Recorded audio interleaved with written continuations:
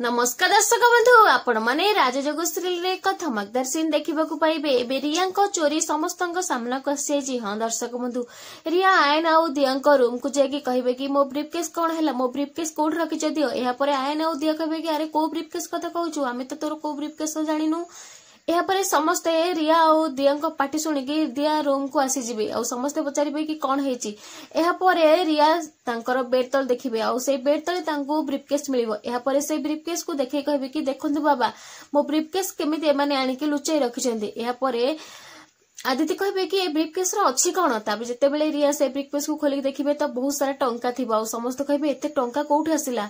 तो आयन कहबे कि आमे जो स्वेच्छासेवक को जो पैसा दान करके रखी था से पैसा। यापर आयन कहबे कि दिया देखिल से पैसा सब ठीक अच्छी ना। तापर दिया कहबे कि नाई आयन ए 5 बडल टंका आउ नाही। यापर दिया रिया को पचारे रिया ए टंका कौन है। तापर रिया मुह तलक हो सी आ किसी उत्तर दे पारे। हाँ दर्शक बंधु, एबे रिया कौन उत्तर देबे दिया प्रश्नर आपण माने जानिबो जे चाहछन ताले देखंतु राजजोग सीरियल।